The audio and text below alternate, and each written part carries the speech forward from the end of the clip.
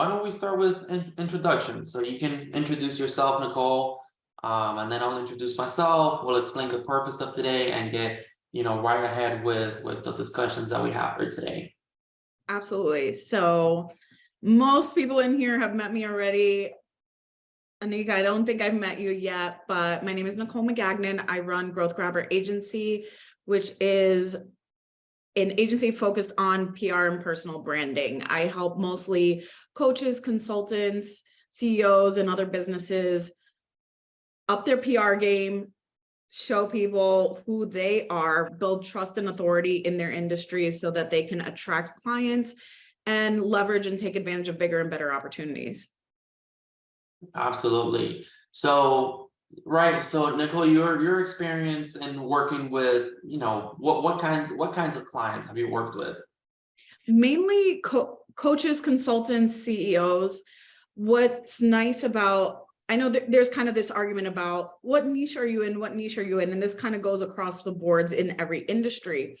What I did is I decided to work with type of industry people versus what niche they're in. So it leaves it open. So for example, I have people that are coaches and consultants in different industries completely. So it allows me the variability of working with people that run totally different types of businesses, but yet they're all kind of doing the same thing on the front end. So they're doing coaching, consulting, things like that. Okay. So actually, I'm curious, like give us, and on the last podcast with Lingo, I actually asked them the same question. Who was your first client? What was the story with that? How did you get that client? What did you do for that client? My very first client, I had like 3 literally in the same week, which kind of took off my business. I hit five figures that month, in my first month of business. Wow. My first 2 clients were, I'll actually go over my first 2 clients. My first 2 clients were a trademark lawyer, which she's still my client on and off. We talk almost 1 to 2 times a week. She's a trademark lawyer. She's the #1 trademark lawyer on social media. So she's done very, very well. And she nets over 100K a month just from social media. The second one was a wrestling coach. She coached high school wrestling, but she was a former Olympic qualifying wrestler. Wow. So, okay, that's 2 different ends of the spectrum. So, okay, how did you find like a wrestler and a lawyer? So what were you doing at the time that you got those first clients? Funny enough, I was on Clubhouse and they were in the same room, and that's how the conversation started. I actually went into the Clubhouse room to learn more about trademarking because I was working with business owners and wanted to learn what questions did I need to ask my business owners in order to make sure I'm covering all bases. I don't only want to talk to them about the products and services that I have. I want to make sure, especially if they're investing money in their business, that they're protected, that their business is protected. So it kind of stemmed into this conversation about verification on social media. And yeah, it just continued after that, and they ended up becoming clients. Right. Okay. So, and Clubhouse, for those that don't know, and I think I saw it like a few years back or something. It's like a learning place, right? Like you join a room and you talk, right, about like specific learning. It's not always learning. It's basically another social platform, but Okay. it is all audio. There's no video when it comes to that. Okay. Oh, it's all right. So then people are just like sending voice messages all the time. Well, people can have you can send voice messages, but you can have live conversations in rooms with people. So people will set up rooms for specific topics, and then you can go in the room, and sometimes you're allowed to join the conversation right away. Sometimes you're not, and you're just in the audience listening. But it's a really great place to kind of meet new people. Makes me think if I should put the young sharks into Clubhouse. Good. Maybe we could, or use some of those ideas. I'm always brainstorming. You know me. I'm always brainstorming on new stuff. Okay. I really stopped using it that much, just because it became cluttered And I found that a lot of people on there, I don't want to use the wrong word. They pretend to be a lot more successful than what they are. Yeah. And it was sad because you saw a lot of people kind of getting taken advantage of, and I just didn't want to be in that environment. Okay, that's good to know. Okay, so you got your first 2 clients on Clubhouse. Okay, you were just prospecting there, just joining, using the platform. Okay, so how was the first 2 weeks? Like, what did you do with those clients? And what did you do then for the lawyer? And what are you doing today? Because it's been a while that you've been working with that same client. So, maybe you can explain a little bit more of the PR process and what goes into it. I think, well, first off, what I did for those 2 clients was a combination of social growth, some PR, so getting them published in magazines, blogs, etc. For the Olympic wrestler client, we actually got her an interview on TV on it was a segment that was on Fox News, and we ended up getting her on there. So she had a whole 5-minute segment where she got to talk about her future business. Damn, okay. So, okay, how do you, I guess my question is like, okay, what's PR? What's PR? Let's start there. That's a better question. So PR is public relations, and it really has to do with how you want either yourself or your business to be visible to the public. So we see this all the times. We get news alerts on our phone. We watch the news. We get all these subscriptions to different blogs and other editorials. Me, myself, if you go to my Instagram page or my website, I've been personally seen in Forbes and Wealth Insider and LA Weekly, several podcasts on Apple TV. All these things help build trust with your clients and people that don't know you. And that's really kind of where the bulk of my business is. I not only get people published in different articles and magazines, etc., but I help them use that coverage to be able to attract clients and leverage those publications, how to set up their profiles on social media, how to actually post them and, tag the right people. So how they can use these opportunities for bigger and better opportunities. Right, yeah, and you and I are always talking about, the importance of social media, authority. I mean, authority is really starting to become a really, really important thing, because since everyone has a voice today, it's, like the Clubhouse example. Anybody can go on Clubhouse. I mean, I don't know how their platform works, but I assume it's not crazy hard to get on the platform and have your own room, and you can, make believe that you're a successful astronaut, whatever, whatever it is. So authority today. So the question is like, how do you differentiate yourself from that person? I'm curious. Do you have any good examples of like, who was a client that maybe they were like unknown to the world? And I'm not gonna ask you that if they became famous. Like, people don't understand that it's not that easy to go famous, to go viral. It costs a lot of money. Even the artists that everybody knows all about, Bunny, they didn't get there just by pure luck. Like, a lot of the times they run ads, they invest into. Oh, absolutely. They have to. And I've worked with one music. Actually, I've worked with a couple of music artists in the past, but I've also had to have some I try not to actually work with music artists anymore, but I've had to have some very hard conversations. And this goes kind of with everybody. It's not about your talent anymore in these days. And while it kind of opens the playing field for anybody to do it, it also limits those who don't have the funds to do that. So what I mean by this is, I'll give you a perfect example. With music artists, it's not about your talent. If you can get your music out there, if you have really good marketing, you can get it in front of the right people. There's things even that I do to help people, and it's all about the social equity. What does your page look like? Do you have enough followers? Do you have your profile set up right? A lot of people, and even myself with my profile, the way my profile is set up, if I go follow somebody that I think may be a potential client one day, and they go look at my page, they look at it and they're like, oh, this girl knows what she's doing because all the proof is right in there.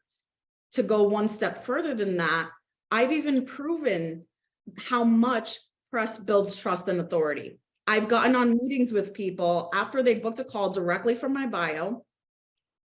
They book a call with me, I'm having a conversation with them, and I'll ask them, hey, I know you looked at my bio. Did you happen to see that I've been in, you know, Forbes and Wealth Insider, etc.? And they'll say yes. The next question I ask them is, did you read the article? 99.9% of the time they say no. Yeah. So all it was having the article in my bio. Now, don't get me wrong, that's not permission to free go put anything in your bio. Like, you have to have the authority to back it up. You have to have actual printed stuff so that if somebody fact checks. Yeah, yeah. And also, like, that segues into, like, you can't just fake your way to success. I mean, you know what they say, fake it till you make it. So yeah, I mean, sometimes you have to make believe that, hey, nobody wants to be, I have a quote, it's like, nobody wants to be a surgeon's first patient. So sometimes if you're the surgeon, you got to tell them, hey, I worked with a lot of pigs on my studies and stuff. So you're not my first one. I got this. You know, you have to kind of put some people at ease and get them going, but you can't just really fake your way, like put things that you haven't done, because when you get in front of a prospect, you're not even going to know what to say. You're not going to know how to deal with them. So I'm always a believer that you should walk the talk. Sometimes you have to inflate the numbers a little. Inflation is healthy up to a certain percentage. You gotta sell. It's not a lie. You gotta sell to 100%. live. So sometimes you gotta sell the features and the great things about the product that you have, even though sometimes people might not end up using that, or because you never know. So sometimes you do have to inflate a little bit. And you wouldn't believe the amount. I can't say some of the names, but I guarantee you most people that are on here and are going to be listening to this follow a lot of these celebrities or coaches or bigger people that they use companies like mine, and even they've used my mentors to make it look like they were celebrities. We do a celebrity package that we will make you look like a celebrity. And you get the benefit from it afterwards, because we teach you how to transition that into actual sales. Yeah, and I don't think there's anything wrong with that, honestly. Like, it's just another form of marketing. So, there's something wrong in lying to people, but if you just put yourself in what you've done out there, like you pay someone like a PR agent to get you into publications that you are going to provide value to an audience, and then you use that in a way to reach thousands of people, there's nothing wrong with that whatsoever. So okay, that's cool. Damn, I had another question. It'll come back to me. Oh, I was actually gonna tell you a story. So I took some of that advice, and then I don't know if you guys have noticed, but I switched up the bio on the Young Sharks page. So I actually put 200 plus active member, which is not a lie. I think we're at like 220 right now. And since I did that, and I put also like DM club to become a member, actually almost every other day I get someone to just organically message me, and I didn't have that previously on the bio. So all those little tweaks work. The devil's in the details. So you're right about that. It's super effective. And what a lot of people don't realize, your bio is SEO friendly. So if somebody's on Google or on Instagram or on TikTok, whatever, if they're searching for a certain thing and it's in your bio, it will pop up. Yeah. Yeah. So and I see Leslie said, people want to see the results already. Okay, what are your thoughts? Like, okay, let's say I were to become your client, and okay, I have the Young Sharks, I've done some stuff, I have some marketing, I'm ready to go to the next level. So what would be what would you do for me? And like, how would you show the world some of the success that we've had, some of the success that I've had, right? Like, how would you, like, I guess, market that through You're gonna put me PR on the channels? spot. He's trying to put me on the spot. Honestly, I So mean, just some tips, I guess, more for like, okay, like if someone's some way along the journey, you know, like what is something that they can do to prove, to show people some authority, some results, or what should they think about? That's one of the questions. oh, yeah, of course. Well, let's take your example with the young sharks. One thing that I would do is when pitching you, let's say for PR, what I would do is actually come up with a couple of headlines that would make you stand out and make you look at it and be like, yes, I want this out there. So we can say, you know, newest networking group run by the youngest owner, you know, something to that, something that's going to really catch attention, and then publish it in places where it's going to be the right audience for you. So for example, something like that, because right now it's pretty much condensed to the Orlando area, we would probably go for more Orlando-based publications or Florida-based publications, where somebody else that's selling something remotely that can work with anybody across the country, for them, more national publications is going to be better for them. But what I would do is brainstorm and come up with 3 or 4 headlines that would look really, really amazing and really make the young shark stand out and have you stand out. It really depends on what the person that I'm talking to, what their goal is. So if it's for you to stand out as the owner, then we would make you stand out. If it's the company itself or the group itself, then we would make the group stand out.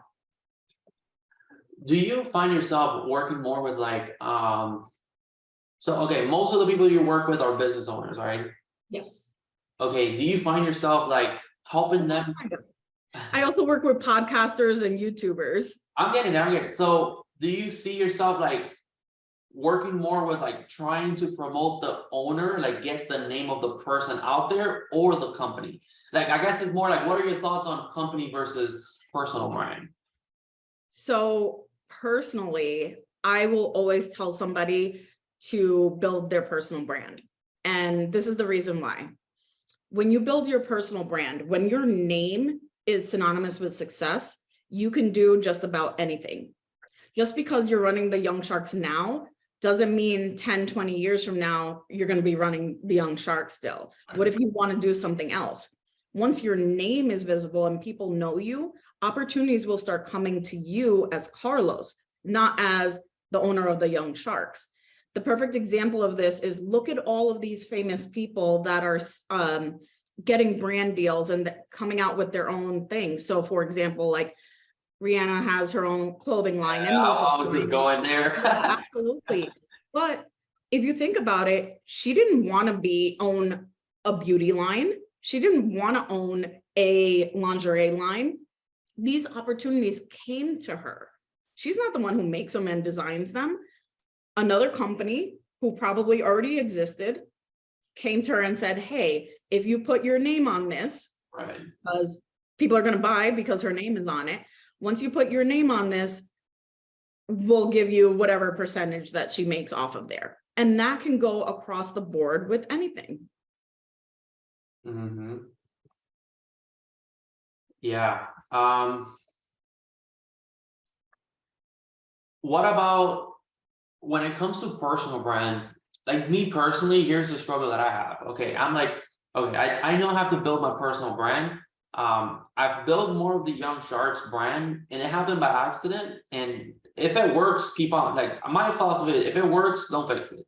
So it definitely works. So I kept on just, you know, pushing through the Young Sharks. I've never, like, I haven't completely forgotten about my personal brand, but I could do way, way more, obviously.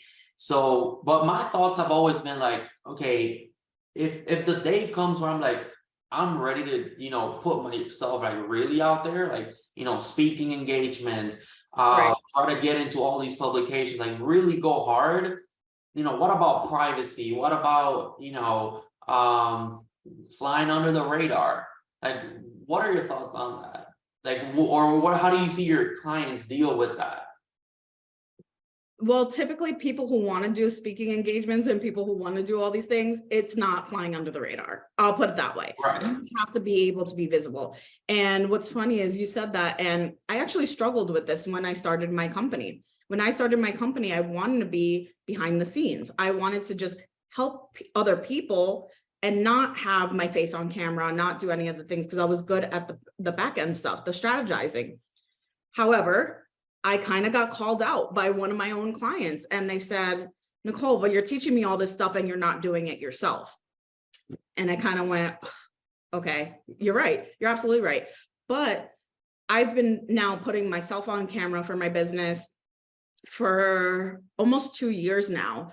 And within 6 months of me doing it from the beginning, not only has my content improved, but I'm getting at least 3 booked appointments per week just from my Instagram, from people that don't know me.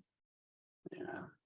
At least they don't know me personally. Right. They have either followed my page for a while. I mean, I signed 2 clients 2 weeks ago. One is one of the announcers for the Spurs, which is an NBA team. So you're gonna see some stuff from him coming out soon. He just referred the DJ for the Spurs. So I don't know if that's going to close, but we'll see when I talk to him. And then I actually closed a guy that I got into an argument in a comments section on somebody else's page. Why? Because me and him were arguing. He went to go look at my page, probably to like dog me out or something. Saw that I did PR and DM'd me 2 minutes later about how he has a YouTube channel and he does all of this, and changed the whole conversation. What was the original fight about? Huh? What was the original fight? You remember? It was, yeah, I mean, it was a video about a girl hitting a guy, and I offered a different perspective than everybody else on the video, and guys did not like that. There was literally over 200 comments on the video of people like mad at me, and I don't care. Damn, hey, that's so good. Well, I guess that's a good question. Is bad PR, like it was a saying, you know, like no PR is bad, Right. something like that.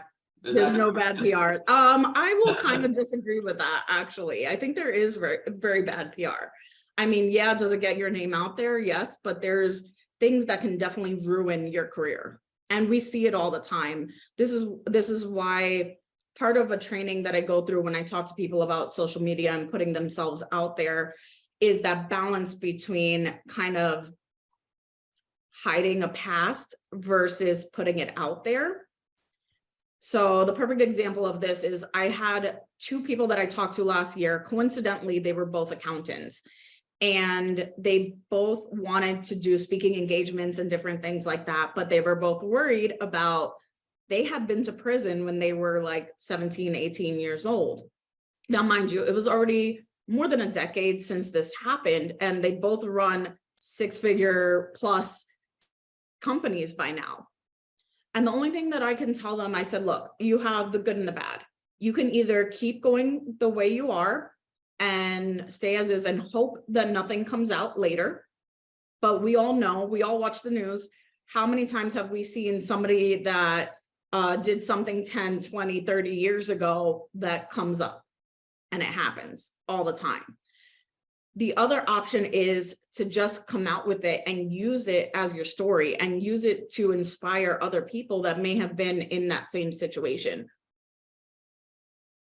Yeah, I would lean, if I was in that position, I would lean more towards that one. I'm usually the type of guy where I like to disarm people. So if you have some, you know, some things are better kept, but if you know something's gonna come up, like you might as well just put it out there, be the first one. And, you know, that's a tactic I've used in sales calls, actually, and it works. You know, I just come in. If I know that they're conscious about the price, then I'll go ahead and start with that. Like, hey, listen, you know, like we have really budget friendly packages, you know, but let me show you the other stuff, you know, like, don't worry about that. I mean, that's not the best example, but I do like, if I do know where they're coming from, or if I have a hint of what they're, you know, maybe they, like if someone sees one of my ads and they get on the call and I get the feeling that they feel like, okay, this might be kind of scammy, or, you know, like, let me be careful. I'll just come straight out like, hey, a lot of people, they get on these calls, they think that we're scammers because there's a lot of them out there. Let me show you why we're not. And then, you know, you let me know if that's sufficient. and I'll just kind of come out with that, and then I'll show them, and it works. But more on that, dealing with the past. So, okay, let's say you're someone that you don't have any skeletons in the closet like that, but today I feel like people are really sensitive, and you do have to watch your words. There's, I don't know, my opinion, and you can disagree. My opinion is there's a certain level of controversy that you can have that is actually good, because it makes you stand out. Like, it's okay to have your own views. You don't have to agree with everybody. You don't have to be in the pot, but you do have to watch your words, and you do have to watch how far you go. At least from what I'm seeing, right? What are your thoughts on, like, say you're thinking of like, hey, I want to go big in the next 2 years. Like, I'm building up my business and I'm going to go heavy in the next 2 years.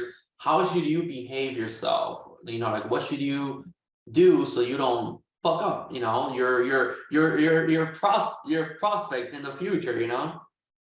I don't know how to answer that question. I mean, I think just treating people as you would want to be treated is normal. And what you said about controversy, like, absolutely, there's plenty of people that are controversial that do very well, but they always treat other people good. So one person that really stands out in this topic is Gary Vee. Gary Vee was very controversial. Why? Because while he's motivating and while he's able to give these inspirational speeches, he cusses a whole lot. I do too. I've heard people call me like, oh, you're like the female version of Gary Vee, because I'm dropping F-bombs and things, but that's just, I'm half Italian. That's the way we speak. It's not, but I'm not cursing at anybody. People can tell that I'm very caring. I'm just very passionate about what I do. I also look at it like this: even the way you dress, the way I dress to some people is very controversial because I wear pinup clothes. I've had people, based not directly, but indirectly, but I understood the message. They will tell me like, hey, this is not appropriate, and they don't want to work with me. It's their loss at that point. No matter what you do, you will find your audience. You will find the audience that's right for you. People will connect with you. You don't all have to be the same thing. How I explained this once, and I think it was actually at one of our meetings, I was talking to somebody and they were like, well, how do you look at the competition? How do you, do your content versus the competition? And I'm like, what competition? I don't care what anybody else is doing. And here's the thing: if you're in the same industry as somebody else, no matter what, if you're stating facts about that industry or about that business, you're going to say the same thing as somebody else. It's almost impossible. Like, me and you both have aspects that we share that we can do in our business, which is the marketing side of things. Some of the products you offer are the same, some of the same products that I offer. But I never look at it as competition. In fact, I want to collaborate with other people that do the same things that I do, because what if I can offer a better price to my client by collaborating with other people? I've done this. I've collaborated with other PR people to get clients or prospects to the right person. But if you're stating facts about your business, you're going to say the same thing as somebody else. People will work with you because it's you, because it's your personality, because they connect with you. Right. I agree. Yeah, that was good advice. Like, just letting people know that you will find your audience. So, just be yourself, I guess it's just hard to know nowadays, because like, you don't know if something you tweet today is gonna come and haunt you in like 50 years later on. So that's more where I was going. Hasn't had a tweet from, well, I don't know, I'm older than you, so I don't know, I can look back at some of my messages and Facebook posts from like 10-15 years ago, and yeah, it's somebody will probably dig that up one day. Yeah. Trump status. George says Trump status. Yeah, that's exactly where I was going at. But that's good. That's good advice. Okay, I have one more thing, and then we can probably open it up for some questions. So, and Sean, this is gonna segue into the question that you had. So, all right, let's split it up into two parts. first one is, what is your advice on like someone that's starting? So if you're a startup, like let's say you just open your business or you're literally just getting started, what's your thought from the perspective of PR? Like what would you do? And I guess. Yeah, absolutely. I mean, PR is definitely for every single business. It helps in every single situation. It helps bring attention to your company. It helps bring attention to the owners. Even like, I think it was either this morning or yesterday, something popped up on Facebook and it was an article about how Andretti, like the race car thing, they're upping their minimum wage to like $17 an hour, or their starting pay to $17 an hour. That's one way that people can use PR to help attract workers, help attract clients that are understanding of the same values that they have. I know, for example, not that I want to stir up too much controversy on this meeting, but when they were talking about abortion rights and things like that, a lot of companies stepped up and had it published that they were supporting the women that worked for them. They were paying for travel and they were doing things like this. They are attracting not only clients that they are recruiting people that want to work for them because they're offering more benefits, but they're also attracting clients that believe in what they believe in. Right. Yeah. What's happening right now with Walgreens? What's happening now with Walgreens? Oh boy, I'm gonna stir up some shit. I'm sorry. Walgreens. Everybody's like, go. Walgreens is refusing to sell the abortion pill in certain states, even when it's legal. Oh. And the entire state of California said that they will no longer do business with Walgreens. Wait, they stopped or they started selling abortion pills? They stopped. Oh, they stopped. No, it's legal. Yeah. Oh, damn. So now the entire state of California is no longer currently doing business with Walgreens. Right. A lot of people are protesting Walgreens because of it. They're going to lose a lot of business. I don't know. I wonder why. I wonder like what, because the thing is like with bigger companies, it gets to the point where you're analyzing things at such a long time scale. And it's like what you said. So sometimes some of the tech companies, like let's say you're a conservative and you're against that, right? You're in for that. And a tech company comes out with some like, hey, we're accepting all equality. That's great, right? That's great. But let's say you're a super conservative person, you're against that. But the thing is that company relies on, like they're doing it not even to attract you as a client. They're doing it because they need to attract certain employees. And that's what those employees, that's what their philosophy is. So a lot of the time, like these companies, they're analyzing not just to get clients, but also, like to recruit new employees and all that. So I wonder in the case of Walgreens, what got them to do that? I wouldn't have done that. Honestly, well, I know what it is. Yeah, I imagine they're conservative and they're like, F it. It's about money. I don't know. I just think my curiosity, I'm on both sides of political aisles, like, and I don't want to get super controversial, but I've always been curious as to why companies pick sides. Because, there is a huge, I wonder like what their thought process is. It's what I've always wondered. Like obviously if you're Walgreens, right, and you're flying under the radar and you come out with some stuff like this, you're clearly going to make some people very happy, and then you're going to make a lot of people very angry, and you're going to lose business over that. So I wonder what. Yeah, they cannot have taken a decision like that just over politics, because it's a public company. It's over politics and money. It is, absolutely.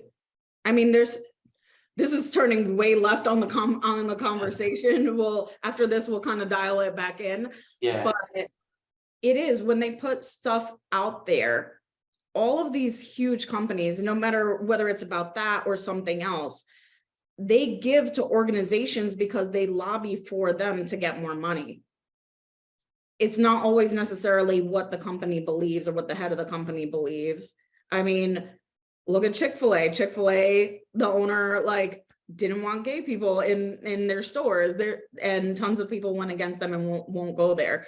So there's tons of companies that it is about money and it's about politics. This is a capitalistic society. Yeah, no, I'm sure.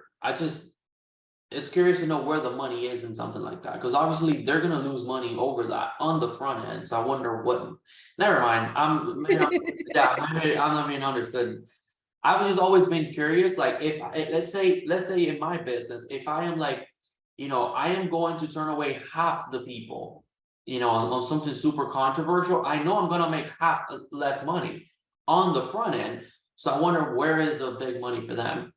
But yeah, let's segue back. So we can open it up some, good controversy is always good. It's fun conversation. So, okay, the last question on that startup thing is, okay, let's say a lot of the times as a startup, you don't have the budget. We've all been there. I've been there. Everybody's been there. When you're starting, capital is definitely a big concern. So how does PR, tie into that? I think Sean's question was, oh boy, you guys have been chatting in here. How do you approach like building or how do you approach like helping a business owner that might not have the capital to get started? So there's a couple of things. One thing I would always tell business owners that don't have the capital to get started. With me personally, like I have funding options now. So if people necessarily can't afford everything right up front, they can now finance their program with me in order to be able to do that. However, if it's really something you can't even like fathom, because with what I do with PR, there is not necessarily a guaranteed result at the end. Meaning, whatever you put into it, it's not like with marketing where somebody gives you, $10,000, whatever they give you, and you're running ads and they're going to see sales from that. With what I do, we can run everything, we can get you published and do all those things. But if you're not doing the work on your end, like you still have to do work on your end. That's why I have these conversations with people to make sure that they're completely bought in to the program that we're going to be doing. Right. I have to also hold people accountable. I kind of call myself a professional babysitter a little bit, because there are clients where I will get them published or get them on TV, and I will literally tell them, okay, here's the article, here's, the TV clip, here's how you post it, here's who you tag, here's how many reels you should be doing, here's the topics, and they still don't do it. So if you're not doing the work on your end, you're not going to see the results. However, going back to the original question, if somebody doesn't have a budget, they can absolutely start on their own. It's a lot of work to do it, but they can do it. There are definitely free resources out there for you to be able to get published. So for example, HARO is one of them, HARO, which is Help a Reporter Out. Oh yeah, I've heard of that. Yeah, that website, they basically will, and I get the subscription, I'll get emails every single day on reporters that are looking for people to interview on certain topics or to ask for a quote. Things like that are going to be in that email. You can try to pitch to one of those and see if you get picked up. There's also podcasting, like you can reach out to podcasters. You can email them directly. I mean, if you find the email them directly. However, that doesn't mean you know how to put together a professional pitch, how to do the research behind it, because there's a lot of work that goes into pitching. We don't just pitch blindly to whatever's out there. I do the research to make sure that we are looking into the journalist. What have they written about in the past? What type of audience are they reaching? Is it the right audience for the client? Is the tone the same as the client? Same thing with podcasts. And then with podcasts, sometimes you want to be a little bit controversial, right? You want to have an opposing opinion from the person that's on the other side. It just depends on what kind of the goal is at the end of that. So you want to be able to do all the research behind it, and it takes a lot of time. Oh, I'm sure. Yeah, and I always think, it's always better to have a professional doing anything. If you're gonna, you're not like your own doctor, you're not your own driver, so you shouldn't be your own marketer.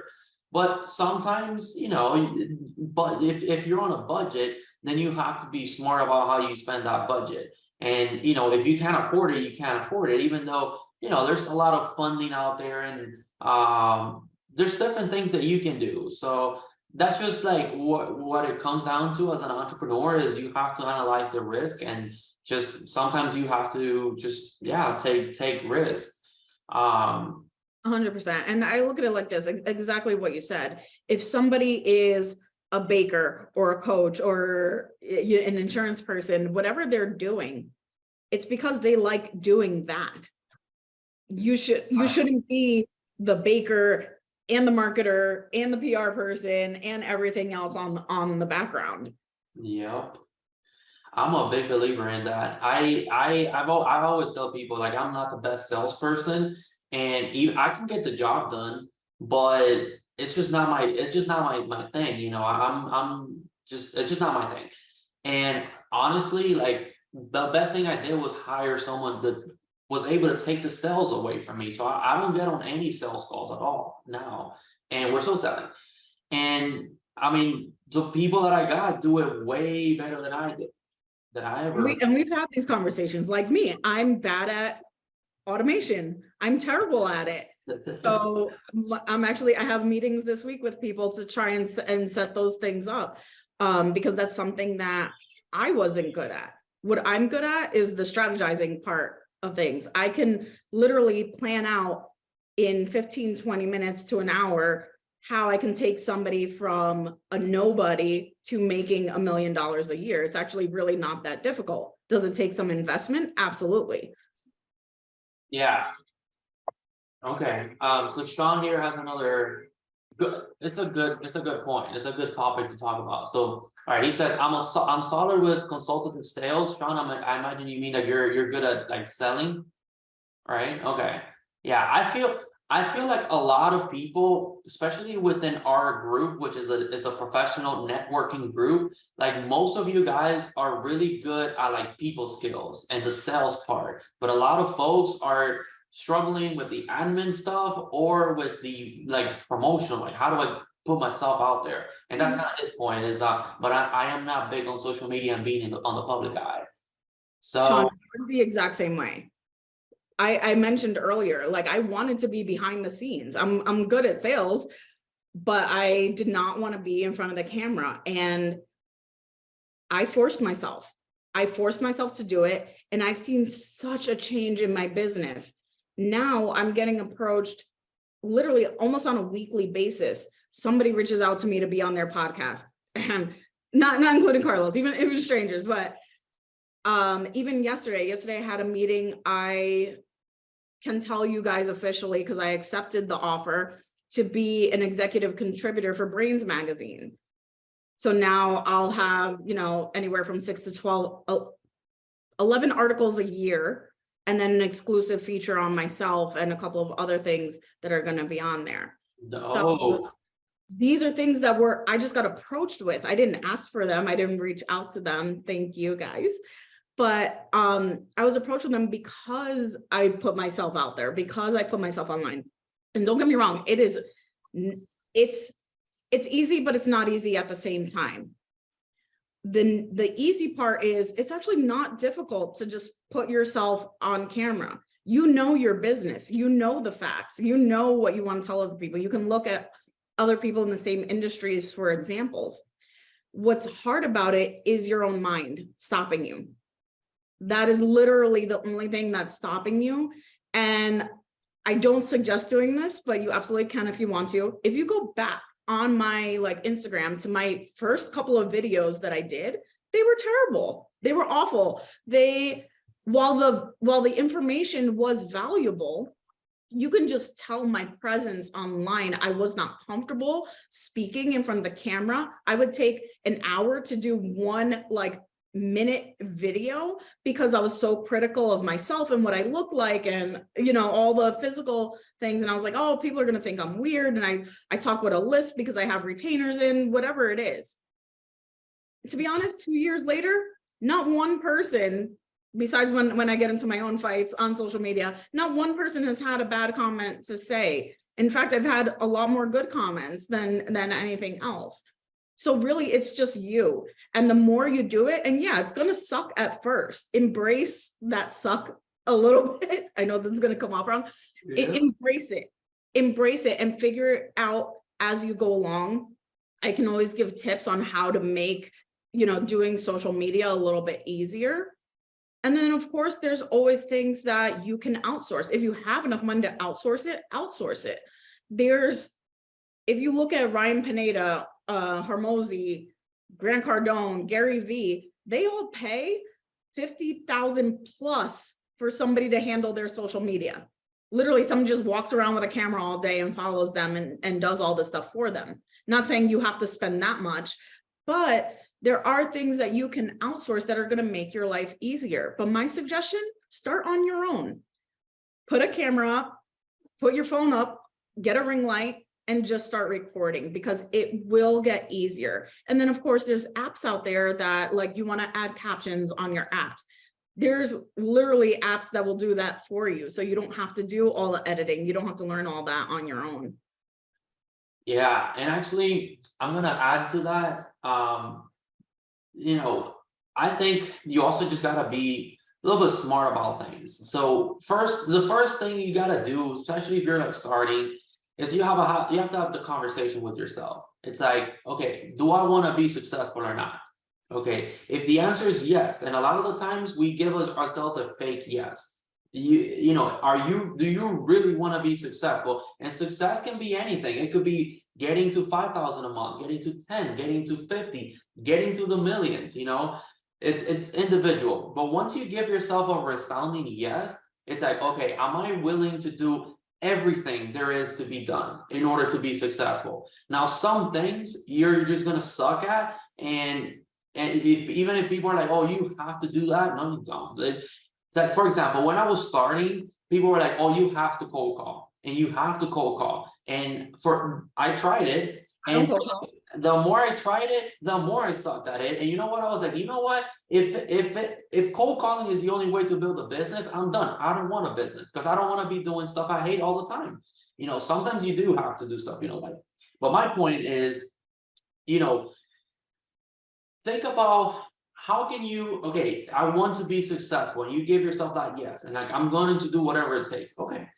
So now the next step is, how do I put myself out there? You know, what are the different avenues? Try to find ways that fit in with your personality. If you know you're good on talking to people, then maybe cold calling. You might not even need to be posting on Instagram. You could just cold call. Now, I do recommend to just stay on some kind of social media, right? But my point is, you have to find ways that you're comfortable with, that you can amplify. If you're good, for you, it might be super easy to get 100 cold calls down. Where for me, I can do 50 videos and I cannot do a single cold call. So, well, here's the thing. Even if you're doing that, we'll put it this way. I have never met not one person that enjoys cold calling. Never. And I've been in sales. well, I've seen people that they don't mind it. I've seen people, nobody enjoys it. It's like work. Nobody really enjoys work. Here's the thing, and here's where I'm getting at. There's people that don't mind it because that's their job, right? That's what they have to do. What if I told you you didn't have to? What if I told you that you can literally attract your clients so that you never had a cold call again? I do not cold call. I get anywhere from 2 to 20 referrals a week. I do not need to call anybody, and I never have. But my thing is, like, you know, sometimes one thing alone is not enough. Sometimes you actually, like, especially like, for example, in the shoes that I'm in, which is where I was going at, I'm posting on social media, not as much as I could, but you know, me posting once a week to every single day, it's not gonna, you know, bring my business 400%. So I have to try different. No, it's not gonna bring 400% more sales. you know, at least not right now, like in the future, it can build up to that. It depends on what you're doing with it. Right, no, I mean, I get sales from social media, I'm in plenty of them, I've gotten easily like 50 members just from organic social media. But my point is, sometimes you have to, like, you know, if you really want to grow, you have to do different things. So Oh, you have to find different avenues and you just have to go hard. So you have to be somewhat smart about like how you utilize your time. For example, I know I suck at cold calling, but I'm good at events. So I go hard on events. And now I'm actually thinking to myself, like, I really want to scale. Like, I have my eyes are on big numbers. I really want to scale. So me posting every single day on social media is not gonna get that job done. It's gonna help that, and I need to do it, and I'm doing it, right?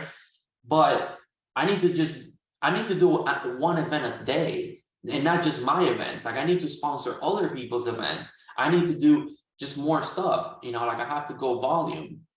But events I'm comfortable with, I could do it with cold calling. I'm not gonna cold call. I'm just not gonna do that. You know, I'll do something else. Like, I'll find some other way that, even if it's somewhat uncomfortable, like, look, for example, public speaking is uncomfortable, but I can set up events where I public speak, and those are, they help me. They, you know, it gets the job done. So I think we were talking about, like, you know, what to do when you're starting and you don't have a budget. You know, you have to find ways to grow and just move the pot. Like, you just gotta get it going one way or another. You know, social media is definitely one. Like, if you're not doing anything at all, yeah, you're definitely one.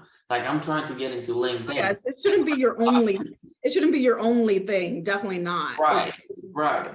one added It's a piece. big thing. It's definitely a big thing. And once you're right, like, once you start using it properly, and I think, like, once you start promoting and you have the right messaging, which that is what I noticed, is like, there's certain things that I'll post on the Young Sharks page that will get me 3 new members. And then there's other things that I post that it's crickets. It doesn't even get views. So Well, I was gonna say, having the thing on social media in the beginning, it's not only about bringing in new clients through there. It's also about, like I said, the social equity and the credibility portion, because I guarantee there are people that are on this meeting right now that I've met them at the Young Sharks, and I go and I point them to my Instagram, and then I meet with them. Why? Because once they go to my Instagram, they see what I'm talking about. They see that it's me on camera talking about my business. They see the value in what I do. It's really just another proof aspect. right. I'll give a really good example on how valuable building a personal brand is. There is a guy that I've been following for years. He's in the, he actually was he is an accountant, and now he does insurance on top of that as well. He started off, he has a YouTube, he has a podcast, he had his social media, and he started now, because he gained such a following, he's making money off of each of those things. So he monetized all of his platforms. He also franchised his accounting firm. He franchised the insurance portion of the firm as well. He also has a book. He has a beard oil line. He does NFTs. He does 3 or 4 other things that he has going on, and they are all successful. Why? Because people know him. Right. Yeah. No, absolutely, absolutely. And also, like, just from this conversation, I was thinking to myself, like, you know, why do we have to get ourselves on video? And I'm thinking, well, aren't we going virtual anyways? Like, look at us now. We're all here on a video meeting. You know, the multiverse, whenever that comes out, like, it's gonna be, there's, like, the future of marketing is going to be a lot of, like, social media style of promoting yourself. It's That's just, what it is. it's gonna, yeah, it's gonna be a lot of just putting yourself on camera. So getting those reps in, you know, definitely it's a good time to start getting ahead of that, because yeah, I mean, when people are no longer going to physical stores, what are they gonna see? They're gonna see a computer screen. It has to be visual in some way. Well, So think about how many events, how many classes, how many products we buy that are digital. This is where this is where people are. If you're trying to reach people, you have to advertise and talk to people where they are. There's no arguing that people are on social media all the time. People are addicted to it. So why wouldn't you talk to people where they are? yeah, it's powerful. I'm running ads. It's social media is powerful. So from either side, yeah. Let's take that for example from a PR side of thing, like you're running ads. Let's say somebody owns, give me an example of a type of client that you would work with. For like the young sharks or for marketing? No, for marketing. Um, right now I'm working with a dentist. She's in the group. Okay. So for example, let's say that dentist, we do a article that says top rated dentist in Orlando area, featured in Orlando Sentinel newspaper or whatever it is. How much more likely is somebody going to click on that ad because they have an as seen in section? Everybody wants to work with the best people. What if you can tell them that you're the best person? You already have that built-in trust there. Yeah, and actually that's a good point, because a lot of us think that, that type of stuff, a lot of us think that, the story will just tell itself. And that's something that I realized, because, I was a little lazy when it came to like promoting myself. Like I was a little lazy on that front. And I realized, like, if I don't tell the story, ain't nobody gonna tell the story. If I don't tell you I'm the best at running ads, nobody is gonna come along and tell you that I'm the best at running ads and you're gonna come to me. So I need to go to you with the ratings. That's how the economy is working today. Yeah, and that's actually there's kind of a saying in our industry, right? Marketing is you telling people that you're great.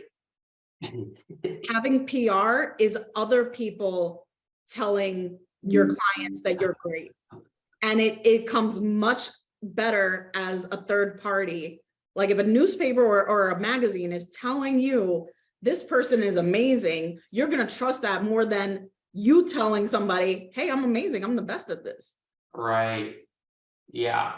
Yeah, no, there's definitely power in that. And also the thing with PR is those are assets.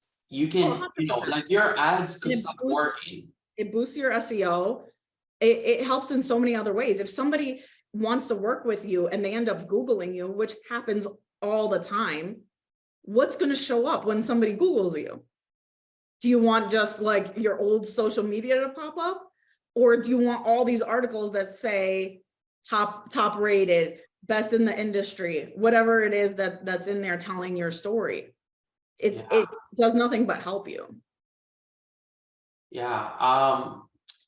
So okay, I have a few questions here from. All right, let's start with Karina and Seth. I see your question, but I don't really understand it. Maybe you can explain yourself a little better. And all right, so Karina was saying, okay, what are the recurring challenges that you see with the clients you work with? That's a good question. I'm not listening to me. No, I have to laugh because I mentioned it earlier, and it's true. I find that some people, and this is why I started a little later than I would have liked to, but starting noticing that people were not necessarily doing all the things to leverage that I was telling them to do. Usually I would just over the phone, hey, this is how you post it, this is how you do this, and then they wouldn't do it. So then they would come back and say, well, I didn't see the ROI from this. And I'm like, of course you didn't do what I told you to do. So now instead of, just telling them over the phone or like in a quick text message, I will write out a specific email and tell them, hey, this is what you have to do. When this article comes out, do 4 reels. These are the different topics that you can do it on. This is the different pieces of the article you can do it on, and you're going to post it once a week. Now, of course, I'm not them. If they decide not to do it, it's completely on them. But it breaks my heart a little bit when somebody doesn't do that, because I never want anyone to feel like they wasted their money by working with me. That really bothers me. And then two, I can't care more about your business than you care about your business. Yeah, we were just talking about that. We were just talking about it because I have that same problem, because people join the Young Sharks, and then some people have been paying for 4 months and haven't come to one single event. I can't understand that. Obviously, I don't want anyone to cancel, because it affects the whole organization. And I want people to, like, I'm actually making calls to like re-invite people, see if they need any help. Because some of you guys might be getting calls from me. Well, everybody here should be pretty onboarded. But Sorry, I read but that's the thing, like, I care. The point is, like, I care more than they do. Like, you should want to be at the event, especially, like, let's say that you're shy to come to one event. Well, that's exactly the reason for why you should be there, because this will help you grow. Because you need to get comfortable talking to people. Any kind of business you're in, there's no way to make money unless you charge someone. Someone has to give you their money for you to make money. So that's something, like, I was an introvert, believe it or not, and then I realized, like, well, if I don't get comfortable with selling people, if I don't get comfortable with doing transactions, making deals, talking, like, if I don't get comfortable with talking to people, at least to the point where I'm like functional, I'm not nervous, like, I'm not nervous right now, but I had to get here. Like, this would have been shocking to me, but I was like, you know what, that's part of the self-development part, and I need to get it done. Oh yeah, I was terrified the first podcast I was ever on, but now I've been on like 10 and it's fine. Somebody always throws out something that I'm not prepared for, but you kind of just go with it. Yeah. But yeah, it's sad, when you want something more than a client. And I think that's just people just quit. Some people are just not committed, which is why I was saying earlier, like, talk to yourself, like, how badly do you really want it?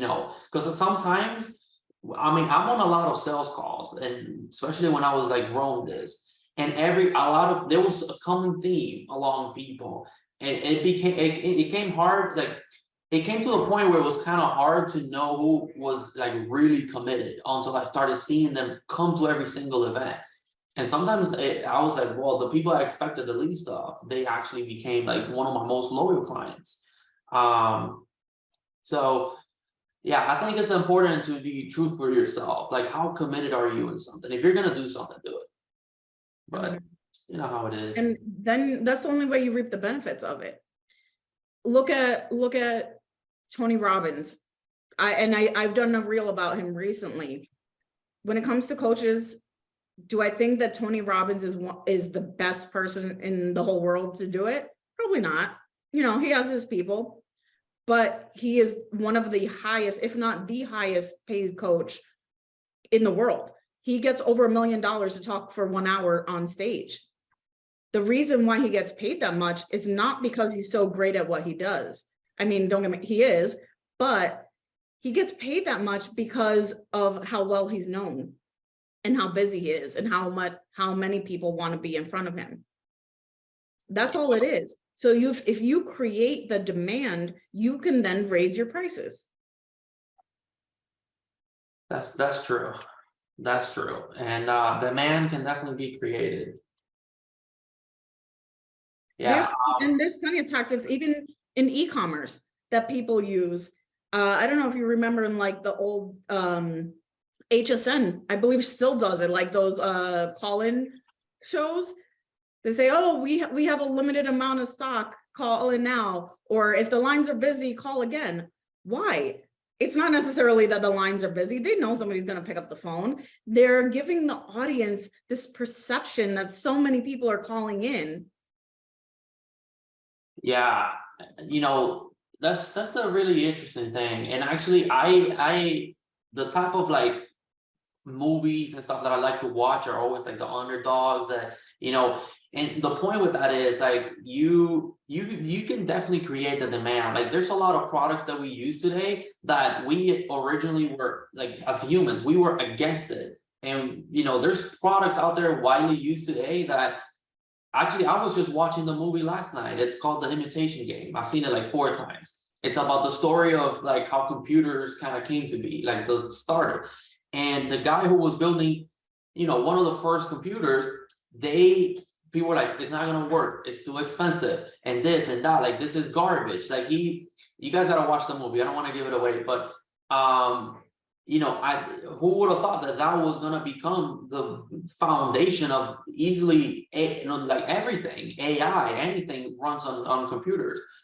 So you can definitely create a demand. So yeah, you just gotta promote yourself and try to find ways. I was saying earlier, like with the messaging, which I'm sure you have more to add on this. Find ways that will connect with your audience. That's the hard one. I find that challenging. Even me, like I'm good at running ads. Not all the ads work. Like there's stuff I'm running right now that is not working. And I'm trying to tweak to see what's the right offer, what's the right messaging that's gonna click. So. Well, just throwing it out there, I offer a training for social media strategy on how to actually connect with your audience. So I think a couple of people in here have been through it.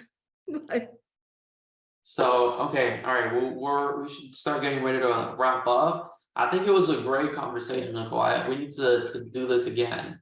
Yeah, definitely. Because it's good information. Does anybody have any last minute questions? Drop them in here.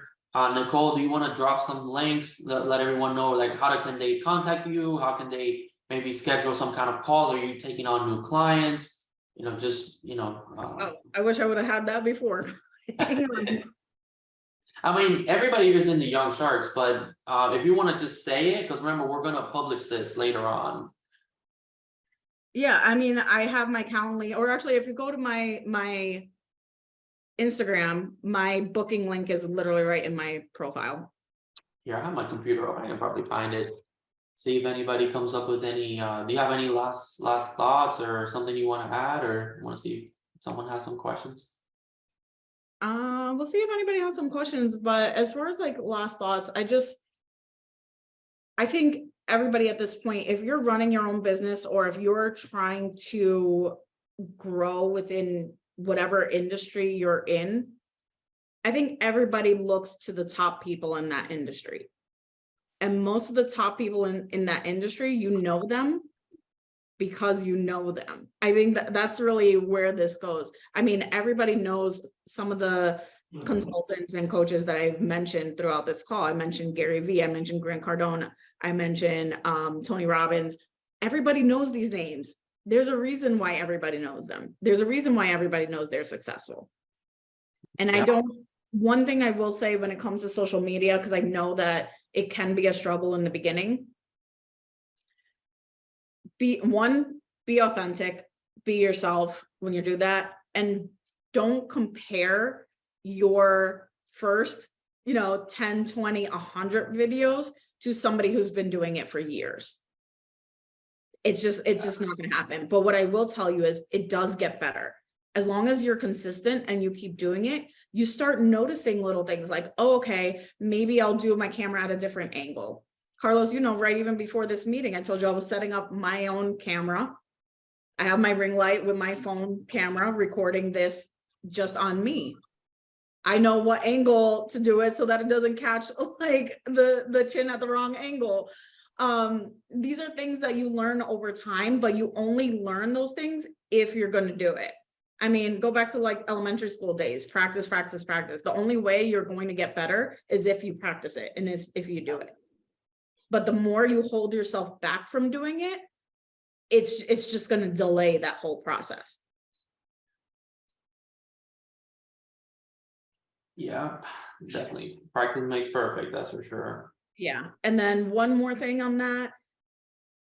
There are so many different ways for people to make money, especially online nowadays. Everybody talks about having multiple streams of income. But what I will say is multiple streams of income does not mean you have to have multiple businesses.